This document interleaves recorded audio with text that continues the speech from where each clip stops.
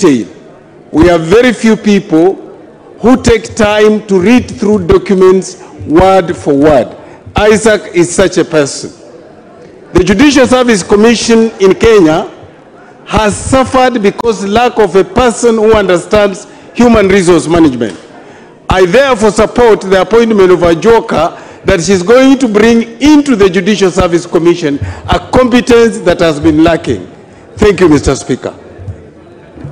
Honorable Toto.